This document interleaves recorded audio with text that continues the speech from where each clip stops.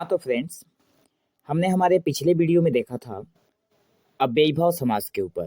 ठीक है, ये रहा हमारा अव्ययीभाव समास, जिसको हम लोगों ने बहुत ही अच्छे तरीके से देखा था। ठीक है, तो समास के इस पार्ट में अव्ययीभाव समास, उसके बाद दूसरे नंबर पे है तत्पुरुष समास। ठीक है, और बाकी जो रह गया है द्वंद्व समास, बहुब्रीहि समास, द्विगु समास और कर्मधारय समास। तो इन सबको हम लोग बहुत ही जल्द सारे के सारे कवर करेंगे। तो हमारा नंबर 1 अव्ययीभाव समास कंप्लीट हो गया है। अभी हम लोग देखेंगे तत्पुरुष समास। ठीक है, तो आगे बढ़ते हैं और देखते हैं तत्पुरुष समास को। अगर आप लोगों ने अव्ययीभाव समास का वो वीडियो नहीं देखा है तो चैनल के प्लेलिस्ट में जाइए, या फिर इस वीडियो के डिस्क्रिप्शन में आप लोगों को उसका लिंक मिलेगा, आप लोग वहाँ से देख सकते हैं। और एक बात मैं बताना चाहता हूँ, अगर आप लोगों को वीडियो की क्वालिटी अगर क्लियर नहीं दिख रही है तो आप लोग कृपया करके अपने एडवांस यूट्यूब के एडवांस सेटिंग मोड पर जाकर अपनी पिक्चर क्वालिटी को थोड़ा इंक्रीज कर लीजिए। ठीक है, तब आपको क्लियर दिखने लगेगा। तो लेट ना करते हुए हम लोग आगे बढ़ते हैं और देखते हैं तत्पुरुष समास। तो हम लोगों ने पहले ही बात किया था कि तत्पुरुष समास तो ठीक है, पर यहाँ पे समास जो है, थोड़ा हम लोग कलर चेंज कर लेते हैं। ठीक है, समास जो है, आखिर समास किसे कहते हैं? ठीक है ना, समास किसे कहते हैं? तो समास का शाब्दिक अर्थ होता है संक्षिप्त करना। ठीक है, तो यहाँ पे क्या संक्षिप्त करेंगे ये समझना भी बहुत जरूरी है। तो संक्षिप्त हम लोग संक्षिप्त का मतलब होता है छोटा करना। ठीक है ना, किसी भी शब्द को छोटा करना, छोटा करना, तो छोटा करना ही समास है। तो ये हो गया समास का उदाहरण। जैसे मैं कहता हूँ जिस समास में यहाँ पे तत्पुरुष समास तो हम लोग समझेंगे, लेकिन उससे पहले हम लोग थोड़ा समास देख लेते हैं कि संक्षिप्त करना जो मैंने समझाया, तो यहाँ पे संक्षिप्त किसे करेंगे? जैसे मैं कहता हूँ कोई भी एक शब्द, जैसे राजा का पुत्र। ठीक है, तो राजा का पुत्र, ये जो शब्द है इसको और छोटा करके लिख सकते हैं। ठीक है ना, इसको और छोटा करके लिख सकते हैं। जैसे मैं कहता हूँ, लिख सकते हैं, क्या लिखेंगे? राजपुत्र। तो देखो, राजा का पुत्र ये वाला जो सेंटेंस लिखा हुआ है, इससे और ये एक शब्द में बन गया है। तो बड़े से मतलब जब हम लोग उसे छोटा में करेंगे तब वही होगा समास। ठीक है, अब हमारे सामने आता है कि तत्पुरुष समास किसे कहते हैं। तो तत्पुरुष समास का ये डेफिनेशन है, जिस समास में अंतिम पद प्रधान होता है उसे तत्पुरुष समास कहते हैं। आप लोग ध्यान से समझिएगा। अब यहाँ पे अंतिम शब्द कौन सा है? जैसे मैंने कहा, यहाँ पे उदाहरण में देखिए आप लोग। ठीक है, अंतिम शब्द कौन सा है? जैसे यहाँ पे उदाहरण में दिया हुआ है गंगा जल और राजपुत्र, वही जो मैंने अभी थोड़ी देर पहले लिखा था। ठीक है, तो गंगा जल और राजपुत्र दोनों शब्द हैं, पर इसमें आप लोग ध्यान से जब देखोगे तो आप लोगों को दिखाई देगा गंगा और यहाँ पे जल, यहाँ पे है राज और यहाँ पे है पुत्र। तो यहाँ पे जो शब्द दिया हुआ है गंगा और जल, कहा गया है जिस समास में अंतिम पद प्रधान होता है उसे तत्पुरुष समास कहते हैं। ठीक है, उसे तत्पुरुष समास कहते हैं। तो अंतिम पद, यहाँ पे ये जो शब्द है ये एक टोटल शब्द है और इसमें अंतिम पद है ये वाला जल, इसी की प्रधानता है। अगर मैं पूछूं यहाँ पे गंगा क्या है, तो आप लोग बोलेंगे गंगा तो जल है। गंगा क्या है? बोलेंगे गंगा। गंगा अगर मैं पूछूं तो आप लोग बोलेंगे कि गंगा क्या है? ये तो जल है। तो प्रधानता किसकी है? प्रधानता जल की है। ठीक है ना, अगर मैं यहाँ पे पूछूं ये मतलब पुत्र है ना, यहाँ पे राज जो शब्द है उसका जो वैल्यू है वो इस शब्द के सामने बहुत कम है। पुत्र शब्द के सामने राज का शब्द का जो मतलब है, जो वैल्यू है वो बहुत कम है। यहाँ पे राज ठीक है, पर यहाँ पे असली अर्थ किसके पास है? पुत्र के पास है। पुत्र ही तो है सब कुछ। अगर यहाँ पे पुत्र ना होता तो ये राजा का राजपुत्र होता कैसे? पुत्र है इसलिए राजपुत्र है। अगर पुत्र शब्द नहीं होता तो राजा का पुत्र या फिर राजपुत्र होता ही नहीं। ठीक है, आगे बढ़ते हैं। आशा करता हूँ इतना तक समझ में आया होगा। मतलब यहाँ पे जल नहीं होता तो गंगा भी नहीं होता, पुत्र नहीं है तो राजा का पुत्र भी नहीं है। ठीक है, तो दोनों की प्रधानता अंतिम वाले शब्द में ही है। अगर अभी तक क्लियर नहीं हुआ है तो आगे बढ़ते हैं, आप लोग देखिएगा, धीरे धीरे बहुत सारा कॉन्सेप्ट है, क्लियर हो जाएगा। आप लोग बस यहाँ पे एक चीज ध्यान में रखिए, जिस समास में अंतिम पद प्रधान होता है वही तत्पुरुष समास होता है। ठीक है, आगे बढ़ते हैं। अब हम लोग देखेंगे तत्पुरुष समास के 6 भेद होते हैं। ठीक है, तत्पुरुष समास के कितने भेद हैं? 6 भेद हैं। तत्पुरुष समास के 6 भेद होते हैं, पर इन 6 भेदों को समझना बहुत जरूरी है, नहीं तो क्या होता है, यहीं पे सारा गड़बड़ होता है। किस तरीके का गड़बड़? देखिए, यहाँ पे इस तत्पुरुष समास का जो भेद है उसे समझाने से पहले मैं थोड़ा आगे बढ़ता हूँ और आप लोगों को एक चीज मैं उधर से क्लियर करके लेके आता हूँ। ठीक है, आगे चलिए। यहाँ पे देखिए, यहाँ पे number 1, number 2, number 3, number 4, number 5 दिया हुआ है और साथ में नंबर 6। ये रहा 6 भेद तत्पुरुष समास के। लेकिन इसको समझने से पहले, जैसे यहाँ पे क्या है ये देखिए, यहाँ पे कलर करके दिया हुआ है, को, से, के लिए, से, का, के, की। ठीक है, इसमें और है ना, ने, नी, रा, रे, री, मा, मे, मी, ये सब इसमें ऐड होता है इसमें। तो ये जो मैंने यहाँ पे कलर किया हुआ है, ये सारा सब कुछ आया कहाँ से? ठीक है, कहाँ से आया है, किस लिए आया है, और यहाँ पे हम लोगों को याद कैसे रहेगा? तो इसको समझने के लिए यहाँ पे 6 नंबर में मैं और पर भी है। ठीक है, तो इसको समझने के लिए सबसे पहले हमें ये समझना पड़ेगा, थोड़ा इसको ध्यान से देखिए, कारक विभक्ति लिखा हुआ है। ठीक है ना, यहाँ पे ये जो साइड वाले आप लोग देख रहे हो, यहाँ से ये इक्वल टू के बाद जितना भी ये शब्द है, ये सब को हम लोग एक साथ में क्या बोलेंगे? इसको हम लोग एक साथ में बोलेंगे विभक्ति। ठीक है, इसको एक साथ में बोलेंगे विभक्ति, और ये कारक की विभक्ति है। ठीक है, और ये साइड वाला क्या है? साइड वाला हमारा कारक है, साइड वाला कारक है। तो यहाँ पे हम लोग देखेंगे कि कर्ता कारक, कारक कितने होते हैं? कारक 8 होते हैं। ठीक है, कारक के 8 भेद हैं, जो मैंने कारक वाले वीडियो में बहुत अच्छे से समझाया है आप लोगों को। यहाँ पे बस ये समास समझाने के लिए मैंने लिया, इसलिए यहाँ पे कारक नहीं समझाऊंगा आप लोगों को, बस आप लोगों को एक नज़र देखने के लिए ये यहाँ पे ऐड किया गया है। कर्ता कारक, कर्म कारक, करण कारक, संप्रदान कारक, अपादान कारक, संबंध कारक, अधिकरण कारक, संबोधन कारक। ठीक है, तो यहाँ पे आप लोग ध्यान से देखना, कर्ता कारक जो है उसका विभक्ति क्या है? ने। इसका क्या है? को। करण कारक का क्या है? से। संप्रदान कारक का क्या है? को, के, लिए, वास्ते। अपदान का है? से, लेकिन।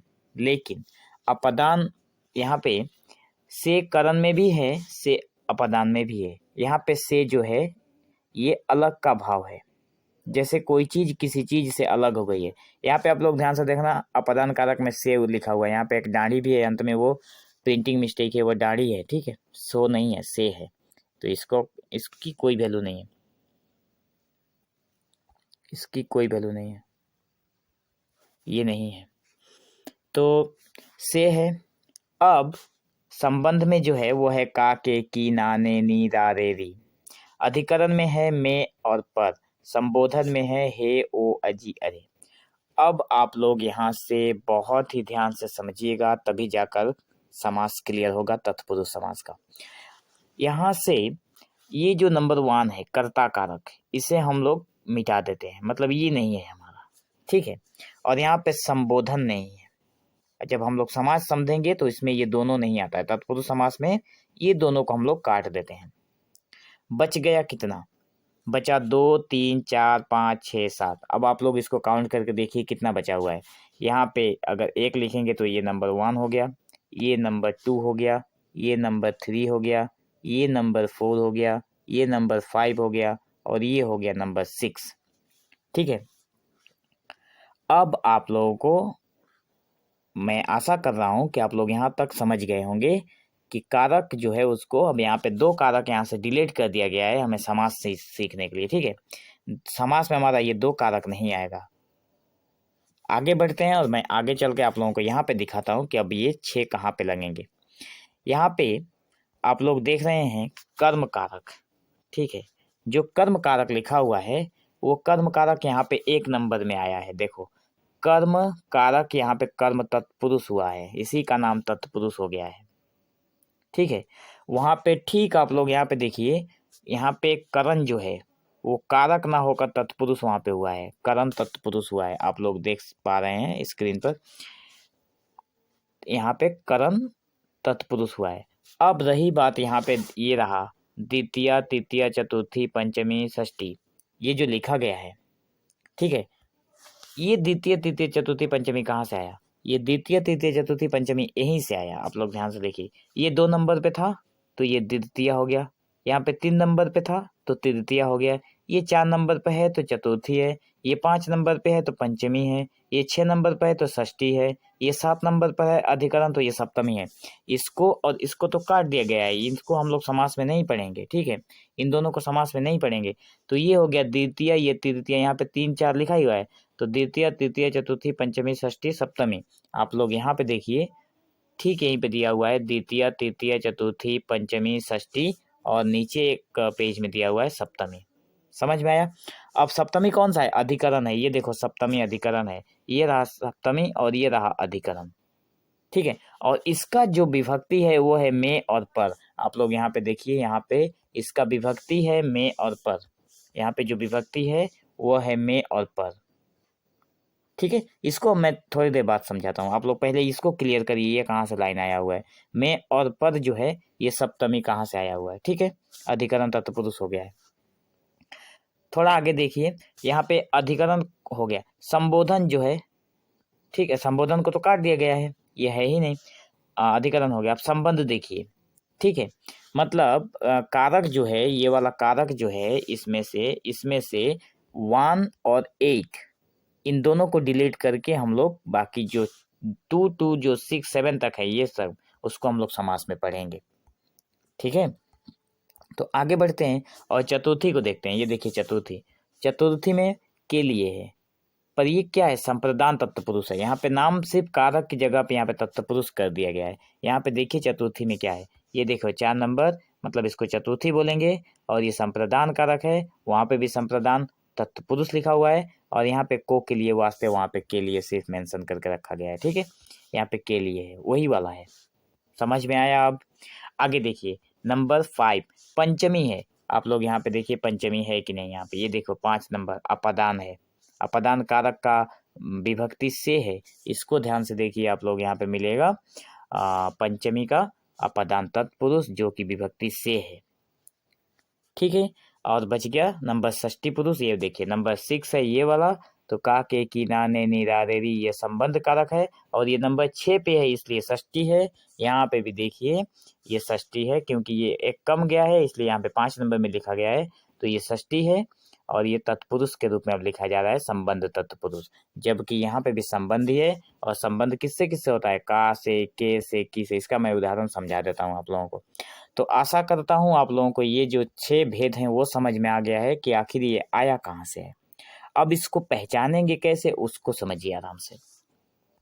जैसे यहाँ पे बहुत सारे शब्द मिलेंगे हमारे सामने, मान लीजिए एग्जाम में आप लोगों को ये शब्द दे दिया गया, यश को प्राप्त, ठीक है, या फिर दे दिया गया यश प्राप्त, मान लो यश प्राप्त दे दिया गया। इसको जब समास में लिखेंगे तो यश को प्राप्त, इसको जब थोड़ा बड़ा करके लिखेंगे, विग्रह करके लिखेंगे तो यश को प्राप्त होगा। ज्यादातर एग्जाम में यही पूछा जाता है कि समास को विग्रह करिए, समास को विग्रह करते हुए समास का नाम लिखिए, समास को विग्रह करते हुए, विग्रह, समास को विग्रह करते हुए समास का नाम लिखिए, ऐसे लिखा जाता है, ठीक है। तो क्वेश्चन बनता है कि समास को विग्रह करते हुए समास का नाम लिखिए। तो विग्रह करना मतलब उसको खोल कर लिखना। जैसे यहाँ पे ये देखियो यश प्राप्त लिखा हुआ है, लेकिन जब इसका हमने विग्रह किया तो पता चला यश को प्राप्त, ठीक है। अब ये जो को बीच में आया है, बाकी देखो इसमें से किसी में भी को नहीं है, यहाँ पे ना, यहाँ पे है ना, यहाँ पे ना, यहाँ पे है ना, यहाँ पे है ना, यहाँ पे है ना, यहाँ पे है, और ना ही नीचे वाला में को है कहीं पे, ठीक है। तो जब ये को नहीं है तो यहाँ पे यश को प्राप्त, मतलब अगर पूछा जाए कि यश प्राप्त कौन सा समास है तो कहा जाएगा यश को प्राप्त। अर्थात को हमारा कर्म में आता है, क्योंकि हम लोगों ने पढ़ा था कर्ता ने कर्म को, तो कर्म को हम लोगों ने पढ़ा है। जब वो डेफिनेशन सीखा रहेगा, जब वो फार्मूले की तरह जो है उसको अगर सीख कर कॉम्प्लीट रहेगा तो पढ़ेंगे कर्म को जो है वो कर्म है, और कर्म कारक और कर्म तत्पुरुष दोनों एक ही है। तो कारक जब करेंगे तो अलग चीज़ है, पर उसको मतलब कारक में कारक की तरह समझेंगे, पर यहाँ पे उसी का नाम से यहाँ पे कर्म तत्पुरुष किया गया है। ठीक है, तो कर्म तत्पुरुष में हम लोगों ने देखा कि को का विभक्ति, जो कर्म कारक की जो विभक्ति है वो को आती है, और यहीं से यश को प्राप्त मतलब यश प्राप्त जो है वो द्वितीय तत्पुरुष समास है। समझ में आ गया। आगे अगर देखें तो आपको कहा गया रोगग्रस्त, इसका समास का विग्रह करते हुए समास का नाम लिखिए। तो रोग को ग्रस्त अगर आप बोलेंगे तो ये गलत हो जाएगा। रोग से ग्रस्त है, क्योंकि रोग जो है उसके शरीर के अंदर है। ठीक है, तो शरीर के अंदर उसके है रोग, तो इसलिए ये रोग से ग्रस्त है। ठीक है ना, जैसे हम लोग बोलते हैं पानी पीने से जीवन रहता है या फिर बचता है। ठीक है ना, तो पानी पीने से हम लोग जीवित रहते हैं, खाना खाने से हम लोग जीवित रहते हैं। तो से जो है वो हमारे अंदर ही है, तो रोग से ग्रस्त हुआ, रोग से ग्रस्त है। तो से किस में जाता है, से जाता है तृतीय तत्पुरुष मतलब कर्म तत्पुरुष समास में। कर्म तत्पुरुष समास में होता है, जिसका और एक नाम है तृतीय तत्पुरुष। बस ये एक एक नाम है। द्वितीय तत्पुरुष का एक नाम है कर्म तत्पुरुष, तृतीय तत्पुरुष का नाम है कर्म तत्पुरुष। अब हो गया कि यहाँ पे रोग से ग्रस्त, यहाँ पे एक से ये है, आप लोग ध्यान रखना एक से यहाँ पर भी है। ठीक है, आगे बढ़ते हैं और चतुर्थी में देखते हैं कि आखिर चतुर्थी तत्पुरुष जो है वो कैसे है। यहाँ पे कहा गया है के लिए, हम लोगों ने कारक में पढ़ा था, संप्रदान कारक था जिसमें हम लोगों का था के लिए। अब यहाँ पे वही नाम तत्पुरुष में रूप में है, संप्रदान तत्पुरुष। यहाँ पे कहा गया है गुरु दक्षिणा। अब गुरु दक्षिणा शब्द का विग्रह करते हुए समास का नाम लिखना है, तो है गुरु के लिए जो दक्षिणा होती है, गुरु के लिए जो दक्षिणा होती है उसे कहते हैं गुरु दक्षिणा। ठीक है, तो यहाँ पे के लिए जो है वो संप्रदान से आया है, इसलिए यहाँ पे हम लोग समास का नाम लिखेंगे चतुर्थी तत्पुरुष समास या फिर संप्रदान तत्पुरुष समास। दोनों में से कोई एक ही लिखने से होगा ना, या तो ये लिखो या फिर ये वाला नाम लिखो। ठीक है, तो ज्यादा से ज्यादा यही चलता है, तृतीय तत्पुरुष चतुर्थी तत्पुरुष। ठीक है, तो गुरु के लिए दक्षिणा मतलब गुरु दक्षिणा। आगे बढ़ते हैं और यहाँ पे देखते हैं पंचमी। पंचमी तत्पुरुष जो है इसमें क्या होता है, पथभ्रष्ट एक शब्द मिला। मतलब पथभ्रष्ट का मतलब होता है रास्ता से भटक जाना, अपने रास्ते से भटक जाना। पथ मतलब रास्ता, भ्रष्ट मतलब अलग हो जाना, अपने रास्ते से हट जाना। मान लो आप लोगों को पढ़कर क्वालिफाई करना है और आप लोग क्या करने लग गए, मोबाइल चलाने लग गए। ठीक है, लगे घूमने, पढ़ाई लिखाई छोड़कर लगे घूमने, गेम खेलने लग गए। तो क्या होता है, इससे आप अपने रास्ते से भटक गए। तो पथ भ्रष्ट होना मतलब रास्ते पर से भटक जाना। तो यहाँ पे पथ में भ्रष्ट नहीं होगा, पथ से भ्रष्ट होता है। ठीक है, पथ से भ्रष्ट हो गया मतलब यहाँ पे अगर मैं कहूँ कि ये रास्ता है जिस पे कोई इंसान चल रहा था, ये इंसान है जो चल रहा था। ठीक है, ये इंसान यहाँ पे चल रहा था, अपने रास्ते से भटक कर इधर चलने लग गया। ये इसका रास्ता था, इस पे चलना चाहिए था, लेकिन चलने लग गया इस पर। तो क्या हुआ, अपने रास्ते से अलग हो गया। ठीक है, अपने रास्ते से ये वाला अलग हो गया। जैसे ही ये वाला इंसान अपने रास्ते से अलग हुआ, इस रास्ते पे ना चल के इस रास्ते पे चलने लग गया, तो ये हो गया अलग का भाव आ गया, इसलिए ये अपादान तत्पुरुष समास है। क्योंकि मैंने यहाँ पे कहा था कि यहाँ पे अपादान जो है वो अलग का भाव दिखाता है, इसलिए यहाँ पे से है। ठीक है ना, इसलिए यहाँ पे से है। समझ में आया। आगे बढ़ते हैं और देखते हैं षष्ठी तत्पुरुष समास। षष्ठी तत्पुरुष समास में है का के की ना ने नी, यहाँ पे ना ने नी, और लिख सकते हैं रा रे री, और बहुत कुछ है, 3-4 शब्द है, ऐसे करके लिख सकते हैं। मतलब बहुत उदाहरण है इसका अलग अलग। मैं किसी एक उदाहरण वाले वीडियो में आप लोगों को इन सब का उदाहरण दे दूंगा, ठीक है। तो षष्ठी तत्पुरुष में हम लोग देखेंगे, जैसे मैंने उदाहरण ज़्यादा नहीं लिया है, कि लिया है आप लोगों को समझाने के लिए, बाकी और भी उदाहरण भर भर के उदाहरण भरे पड़े हैं इसका, ठीक है, समास का, कारक का। तो यहाँ पे देशभक्त जो है, अब देशभक्त जो है, इस पे आप लोगों को इसको समास का विग्रह करने को अगर दे दिया जाए तो ऐसे करेंगे, देश का भक्त है। किसका भक्त है? देश का भक्त है। देश का भक्त है इसलिए देशभक्त है, ठीक है, देश का भक्त है। तो ये जो देश का भक्त है, यहाँ पे कैसे समझें कि ये किस में जाता है, का कैसे लगेगा? क्योंकि जैसे मैं इस शब्द को चेंज करता हूँ, ठीक है, कोई नया शब्द ले लेते हैं, मान लो ये आपको समझ नहीं आ रहा है, दूसरा शब्द ले लेते हैं, जैसे मोहन का घर, ठीक है। तो यहाँ पे का जो है, इस घर का और मोहन से जो संबंध है वो कौन जोड़ रहा है? का जोड़ रहा है। तो यहाँ पे का है, मतलब का जो है उसने अगर इसे जोड़ा तो ये हो गया संबंध तत्पुरुष। और संबंध तत्पुरुष हमारा कितने नंबर पे है? तो संबंध कारक जो है वो हमारे 6ठे नंबर पे है। और कारक ही को समास में हम लोग समास में तत्पुरुष समास में हम लोग संबंध तत्पुरुष लिखते हैं। तो यहाँ पे ये 6ठे नंबर पे है, इसलिए षष्ठी तत्पुरुष, ठीक है ना। जैसे की है तो मैं कहता हूँ जैसे किसी के है ना, के और किसी, जैसे मैं कहता हूँ रानी, रानी की रोटी, रानी की रोटी जल गई, ठीक है। रानी नाम की कोई लड़की थी जो रोटी बना रही थी, ठीक है, उसकी रोटी जल गई। की जो है, यहाँ पे की जो है वो क्या हुआ? उसकी रोटी जल गई। अब ये जो की है वो इसमें है, ठीक है, ये की जो है इसमें है, इसलिए हमारा हो गया ये षष्ठी तत्पुरुष समास। और एक उदाहरण जैसे हम लोग के ऊपर अगर लेंगे तो के का, जैसे वे, ठीक है, वे राकेश, राकेश के, ठीक है, पिताजी हैं, वे राकेश के पिताजी हैं। अब यहाँ पे जो राकेश के पिताजी हैं, किसके पिताजी हैं? राकेश के पिताजी हैं, ठीक है, राकेश के पिताजी हैं। तो के जो है वो के इसमें आ गया। तो ये हमारा हो गया षष्ठी तत्पुरुष समास। आगे बढ़ें और देखते हैं सप्तमी तत्पुरुष। तो सप्तमी तत्पुरुष समास में हम लोग देखेंगे कि एक उदाहरण है ध्यान मग्न, ध्यान में मग्न। इंसान जो है किसमें मग्न है? तो इंसान जो है वो ध्यान में मग्न है, ध्यान में मग्न। अब यहाँ पे में आया, जैसे ही यहाँ पे में आया ये हमारा हो गया सप्तमी तत्पुरुष या फिर अधिकरण तत्पुरुष समास, जो कि में पर है। और में पर ये जो है वो कहाँ पर है? तो ये में पर हमारे ये 7वें नंबर पर है, में और पर, और ये तो डिलीट है, ठीक है, ये वाला डिलीट है।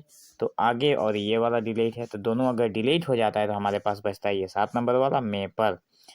तो हो गया में पर अगर ध्यान में मग्न है, कोई भी इंसान ध्यान में मग्न है, तो वो होगा सप्तमी तत्पुरुष समास या फिर अधिकरण तत्पुरुष समास, ठीक है। अगर पर जो लिखा हुआ है इसके अगर एक उदाहरण लें तो जैसे मेज, मैं उदाहरण लिखता हूँ, मेज पर किताब, ठीक है, मेज पर किताब रखी है। अब यहाँ पे अगर मैं कहूँ कि यहाँ पे मेज पर किताब रखी है, यहाँ पे पर जो है वो कौन सा समास है?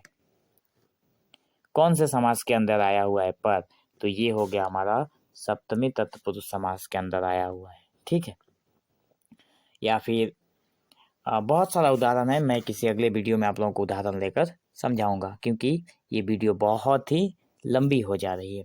एक चीज़ और है मैं आप लोगों को बताना यहाँ पे भूल गया, ये देखो समास में, ठीक है, समास में, यहाँ पे ये टाइपिंग गड़बड़ है, छोटा बड़ा हो गया। समास में विभक्ति गायब हो जाती है। जब भी हम लोग समास बनाते हैं, ठीक है, अगर विभक्ति मतलब समास के अंदर विभक्ति होती है, जैसे यहाँ पे है यश को प्राप्त, यहाँ पे विभक्ति को है, ठीक है ना। यहाँ पे रोग से ग्रस्त से विभक्ति है, गुरु के लिए दक्षिणा यहाँ पे के लिए विभक्ति है, पथ से भ्रष्ट यहाँ पे से विभक्ति है, देश का भक्त यहाँ पे विभक्ति है। लेकिन मैं यहाँ पे ये मेरा कहने का मतलब यही है कि अगर हम लोग समास को छोटा करें, ठीक है, अगर हमारा क्वेश्चन विग्रह करने को ना दे, ठीक है, विग्रह ना करें, अगर हम लोग समास को विग्रह ना करें तो हमारे समास में विभक्ति जो है वो गायब हो जाती है। विभक्ति हमेशा लुप्त हो जाती है, रहती है पर वो लुप्त अवस्था में रहती है, ठीक है ना। उदाहरण के तौर पे मैं दिखा देता हूँ, यहीं पे है, जैसे मैंने पहले ही उदाहरण लिया था राज, ठीक है ना, राजपुत्र। अब यहाँ पे अगर इसको हम लोग देखें तो कैसे विभक्ति लोप होती है वो मैं दिखा देता हूँ, राजा का पुत्र। अब मैंने ये वाला जो पार्ट किया है, अब यहाँ पे थोड़ा देखिए, यहाँ पे ये वाला जो पार्ट है ये मैंने विग्रह किया है, मैंने इसको खोल कर लिखा है, मतलब इसको बढ़ा कर मैंने लिखा है। तो ये हो गया राजा का पुत्र। अगर इसको मैं छोटे रूप में लिखूं तो क्या लिखूंगा, राजपुत्र। तो यहाँ पे का जो है वो गायब हुआ कि नहीं, इसमें बताओ, का गायब हो गया। इसलिए मैंने ये वाला लाइन लिखा है कि समास में विभक्तियां जो है वो गायब हो जाती है अगर विग्रह ना करें तो, ठीक है। आशा करता हूँ आप लोगों को तत्पुरुष समास अच्छे से समझ में आ गया होगा। और थोड़ा नीचे चलते हैं, और ये रहा आप लोगों के लिए होमवर्क, गृह कार्य मतलब होमवर्क, ठीक है। अब आप लोग अपने कॉपी में इसको लिखिए, हस्तलिखित, सत्याग्रह, गुणहीन, आज्ञानुसार, कार्यकुशल, माखन चोर, विद्यालय, धनहीन, भूदान, पुरुषोत्तम, वनवास आदि, मतलब वनवास तक, ठीक है, वनवास तक। ये सारे शब्द आप लोग अपने कॉपी में नोट डाउन करिए। और इसका आप लोग तत्पुरुष, यहाँ पे जो तत्पुरुष समास है, ठीक है, ये तत्पुरुष समास के 6 भाग जो हैं उसमें से वो शब्द किस किस में आएगा, कौन से समास का कौन सा, मतलब ये तत्पुरुष समास के कौन से भाग का कौन सा शब्द है, आप लोग खुद से एक बार ट्राई करिए, ठीक है। उसके बाद आप लोग देखना, आप लोगों का पूरा कॉन्सेप्ट क्लियर हो जाएगा। आगे की वीडियो में हम लोग देखेंगे कर्मधारय समास किसे कहते हैं, क्योंकि कर्मधारय समास भी बहुत इंपॉर्टेंट है, बार बार एग्जाम में पूछा जाता है यहाँ से सवाल। तो आज की वीडियो में इतना ही रहने देते हैं। So thank you for watching this video. Have an awesome day.